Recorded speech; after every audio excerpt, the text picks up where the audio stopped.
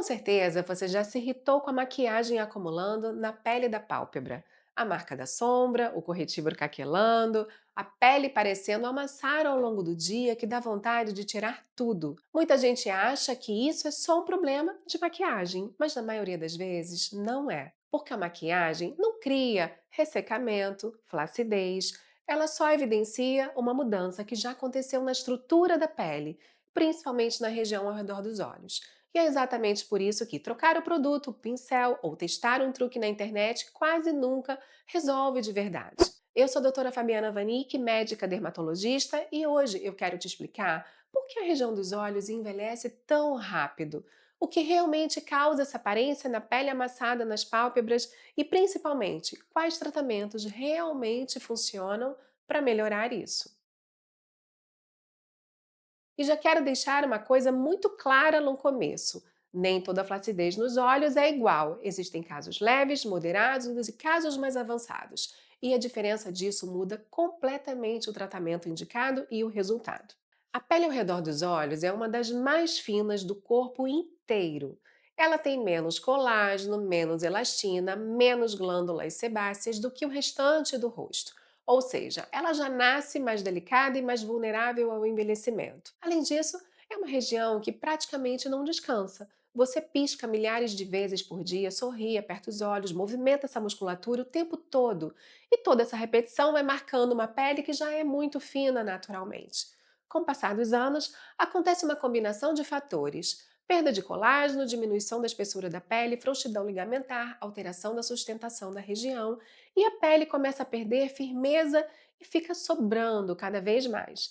É aí que a maquiagem começa a denunciar o problema, porque aquela pele lisinha que antes segurava bem o corretivo muda de textura. Começa a dobrar, craquelar, marcar linhas e acumular produto ao longo do dia. Muitas vezes, mulheres percebem isso antes mesmo de notar a flacidez olhando no espelho. Às vezes, o primeiro sinal é justamente a maquiagem deixando de funcionar como funcionava antes. Outro ponto importante é que essa região sofre muita influência genética. Tem pessoas que desenvolvem excesso de pele palpebral muito cedo, mesmo sendo jovens, justamente porque tem uma predisposição estrutural. Então, não existe uma única causa. É por isso também não existe uma única solução. O tratamento precisa ser individualizado de acordo com o grau de flacidez, a qualidade da pele e o excesso de tecido que a paciente tem. Agora vamos falar de skincare com honestidade, porque eu acho muito importante alinhar a expectativa nessa região. Hidratação ajuda? Sim. Melhora de textura? Sim. Deixar a pele mais viçosa? Também. Mas skincare não consegue tratar excesso de pele palpebral. E isso precisa ficar muito claro, porque muitas vezes a paciente está esperando de um creme um resultado que depende de estimular estruturalmente mais profundamente a pele. A hidratação melhora muito o aspecto superficial da pele. Uma pele desidratada craquela mais, marca mais maquiagem, evidencia mais linhas finas. Então, cuidar da barreira cutânea faz diferença sim. Ativos como ácido hialurônico, ceramidas, peptídeos podem melhorar o conforto, a textura, a retenção de água. Retinol também pode ajudar no estímulo de colágeno quando bem indicado e quando bem tolerado. Mas existe um limite físico do skincare. Nenhum creme consegue remover excesso de pele ou promover retração importante de flacidez palpebral. É aí que entram as tecnologias. Inclusive, uma coisa muito importante: muita gente existe no protetor solar na área dos olhos, mas na prática essa é uma região que é muito difícil, porque a maioria arde, lacrimeja, fica muito incomodada, principalmente na pálpebra superior. Então aqui entra um bom senso. Óculos escuros ajudam muito a evitar a exposição solar excessiva também. E encontrar um produto que consiga tolerar nessa região é ótimo. Mas o foco principal do tratamento da flacidez não está no skincare. Quando falamos de flacidez real ao redor dos olhos, precisamos pensar em tecnologias que consigam estimular colágeno de verdade e promover a retração da pele. E um dos tratamentos mais interessantes para isso é o ultrassom microfocado, porque ele consegue atingir camadas mais profundas sem precisar cortar a pele, promovendo o estímulo de colágeno e sustentação tecidual na superfície. O ultrassom microfocado trabalha criando pontos de coagulação térmica em profundidade. Isso gera uma resposta inflamatória controlada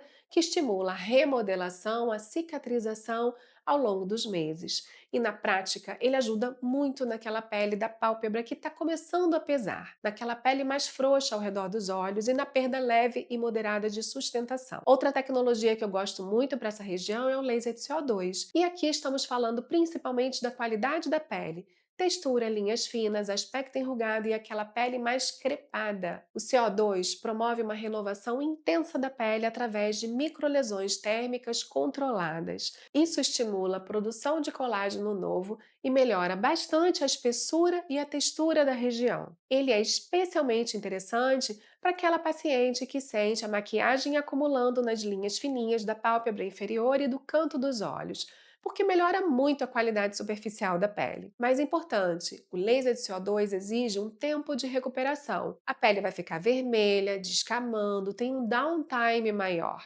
então precisa ser bem indicado e feito respeitando segurança e preparação adequada da pele antes e depois. Agora eu quero falar de uma tecnologia que chama muita atenção quando falamos de retração de pele palpebral, o plasma, especialmente o aparelho chamado Plasma IQ. Plasma IQ atua através da energia plasmática, promovendo pequenos pontos de sublimação na superfície da pele. Não é uma coagulação. Isso faz uma retração de pele, um estímulo de colágeno bastante interessante. Na prática, ele pode melhorar aquela pele mais frouxinha da pálpebra superior e inferior, sem necessidade de corte cirúrgica em alguns casos selecionados. E o mais importante é entender a sua indicação. O plasma em que funciona muito bem para flacidez leve e moderada, aquela paciente que começou a perceber o excesso de pele, mas ainda não tem uma sobra muito importante. E ele também pode ajudar bastante naquelas linhas finas, mais marcadas da pálpebra inferior, justamente porque promove uma retração melhor da textura da pele ao longo da cicatrização. Mas o que eu gosto muito de fazer é alinhar expectativas. Não é uma blefaroplastia sem cirurgia. Esse é um erro muito comum hoje nas redes sociais. Que quando existe excesso importante de pele, gordura palpebral muito evidente ou flacidez mais avançada, só a tecnologia não entrega o mesmo resultado de uma cirurgia. Mas se a pessoa não pode fazer uma cirurgia e entende os benefícios que eu consigo alcançar, aí sim vale a pena encarar os tratamentos de ultrassom microfocado, laser de CO2 ou plasma IQ. Eu acho muito importante falar isso com honestidade, porque hoje existe uma tentativa muito grande de vender tecnologia como solução para tudo.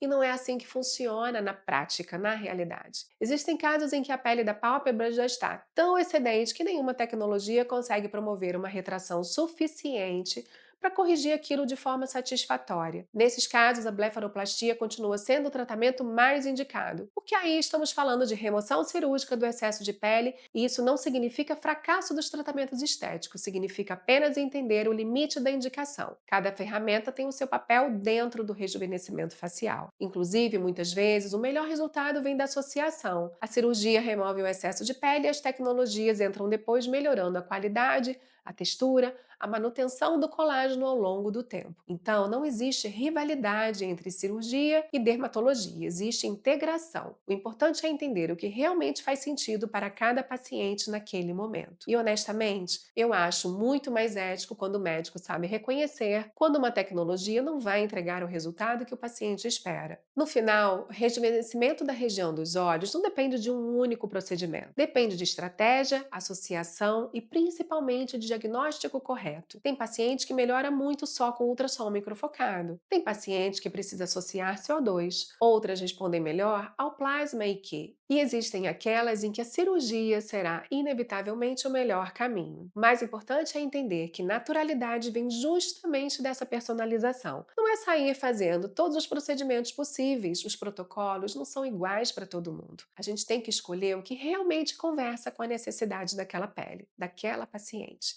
E eu acho que esse é o grande problema das redes sociais hoje. As pessoas procuram um procedimento mágico quando, na verdade, o envelhecimento é multifatorial. A pele muda, o colágeno muda, a gordura muda, a sustentação muda. Então, o tratamento também precisa atuar em várias camadas diferentes. Se você chegou até aqui, provavelmente já entendeu que o problema não era só a maquiagem. Ela estava mostrando mudanças estruturais que já estavam acontecendo na sua pele. E a boa notícia é que hoje temos muitas ferramentas interessantes para tratar isso de forma natural, segura e progressiva, desde que a indicação seja bem feita. Se esse vídeo te ajudou a entender melhor a flacidez ao redor dos olhos, compartilha com alguém que vive brigando com corretivo e sombra sem perceber que talvez o problema não esteja na maquiagem.